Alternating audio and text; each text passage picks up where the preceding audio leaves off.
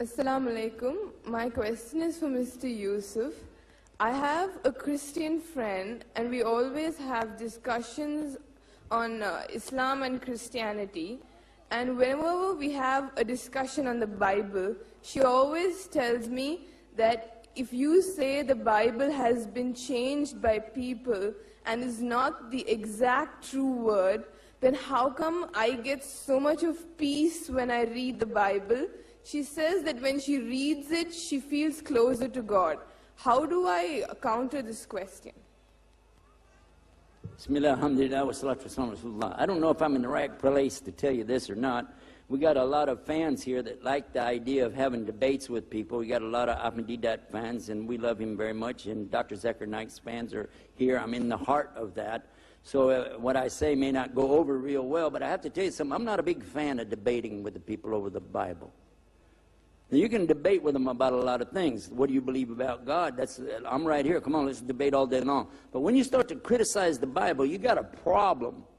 You got a real big problem, because the very beginning of this book right here, when it tells you, ذَلِكَ الْكِتَابُ لَا رَيْبَ فِيهِ, there's no doubt in this book, it's a source of hidayah for those that have taqwa for Allah.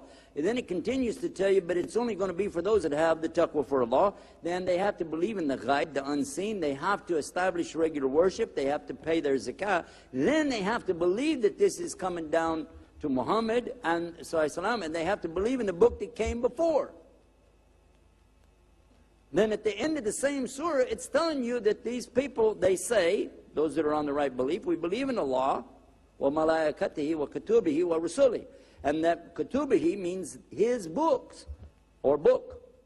And you have to understand that the Bible really was from Allah. So if I criticize even maybe one or two words are still there from Allah, I would be criticizing Allah's word. It's not a good idea. I don't see that as being a good challenge to attack it, because a lot of what I understand today, I got from the Bible. And I found clarification and confirmation in the Quran. In fact, I continued my studies of the Bible in the Greek and in the Hebrew for 2.5 more years after I was a Muslim. I didn't stop until I completed my degree in it, because I just had something inside of me knowing that there's something here. And it finally came to me, and then I was able to put the Bible down and relax. I found out there really is no contradiction in the Bible, except where it contradicts itself. Duh. And when I realized that, I said, then the only way I'm going to understand the Bible is to go to the book without the contradiction. And it says in here about the unbelievers, haven't they considered if it was from other than Allah, they'll find within it many contradictions. Go ahead, find one. Go ahead. There's a clear contradiction here. I want you to listen real close to this contradiction. God is not a man. God is not the son of man. You hear that? Now that sounds like I'm reading out of Surah Ikhlas, doesn't it? Huh? Lam yalid wa lam yulad. It sounds like that, doesn't it? God is not a man, and God is not the son of man. That's in the Bible. That's in Numbers chapter 23, verse 19. I know you want to write that down for your Christian friend. Go and show them it's in the Old Testament, Numbers chapter 23, verse 19. Then take them up to the New Testament in Luke chapter, 3, chapter 3, last verse, 38. Look at it. The last verse said Enos is the son of Seth. And Seth, which was a brother to Cain and Abel, Seth is the son of Adam, and Adam is the son of God. Who? Adam is the son of God. Now their argument will be, yeah, but that has a little s. And when we talk about Jesus, we use a big S. I got news for you. In the Semitic languages, which includes Arabic, Aramaic, Hebrew, there are no capital letters. There's no upper lowercase letters. So that's a moot point. It doesn't work. But what I suggest you to do is don't don't try to upset her. Let me explain why, the overall picture of this. If I'm going to debate with them, and I finally convince them the Bible is not from God, if I did, well, I already give you the argument the other side, but if I said, okay, now what do you think? She said, I'll never pick it up again. I will never go to the Bible to find any peace again. I'm never going to do it. I'm totally away from it. Do you think that makes her a Muslim? That's not called a Shahada, is it? Is it? It sounded to me like she left something, but you didn't give her anything. So what I do is try to encourage them to read in the Quran. What do you think it is that she likes to read? I'll tell you what it probably is. She's probably reading Psalms. She could be reading out of Jeremiah. She could be reading Ecclesiastes. All of these have very good parables and teachings in there. Some are so much like the Sunnah of Muhammad sallallahu alaihi wasallam, you'd be surprised. The one in there about how do you worry about the speck in somebody else's eye when you have a log in your own eye is from the Sunnah as well as from the Bible. The one about the camel going through the door thing, again, the same thing.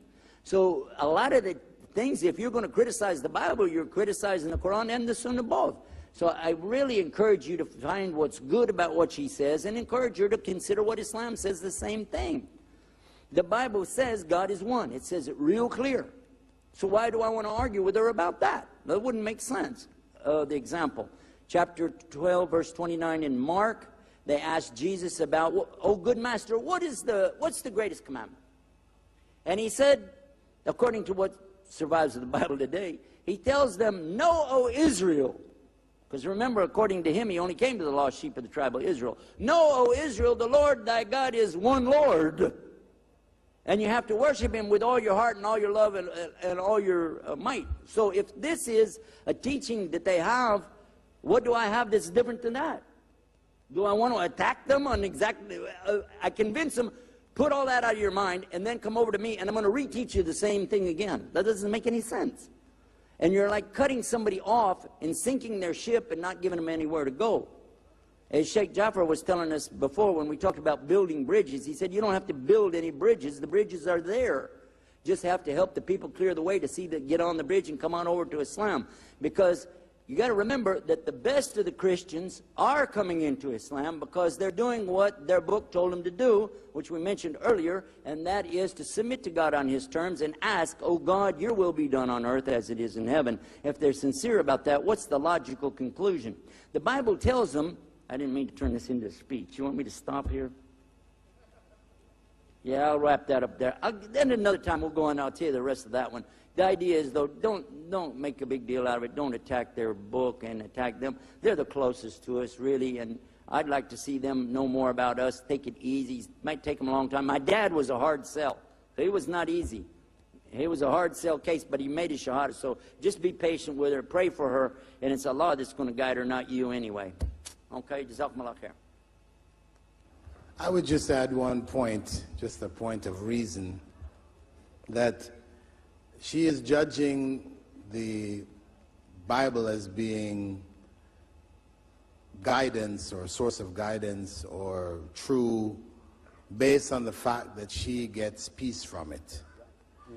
You see, so I would only try to explain to her that when we're going to try to determine the rightness or wrongness of a thing, we don't do it according to how we feel about it emotionally. Because if a Hindu reads the Bhagavad Gita and he gets peace and serenity from it, or somebody else reads Mein Kampf and gets peace and serenity out of it, you know, we don't equate these. You know, we have to look objectively, is this the truth or is it not the truth? So we need to look at things not from an emotional perspective and how I feel, but what is the objective reality here? What is the book which really hasn't been changed? It claims it's not been changed, and we have proof for that. Whereas the other book, it is not Muslims who are saying the book has been changed, it is Christian scholars who have said the book has been changed. You know? So we use some practical criterion for determining, as opposed to getting caught up in the emotions. So we try to get them to a logical perspective, then we can also help them along. And as our brother pointed out, that the fact that we don't, or we believe that the Quran, the Bible has been changed because the Quran tells us that changes have taken place. But it doesn't mean that everything in it is not correct. That's the point. We respect it, respect what is in it of the truth that has come, and that's why Allah declared them to be closest to us, why we're able to marry their women, why we're able to eat their slaughter, etc., because of what they still carry in their scriptures of truth.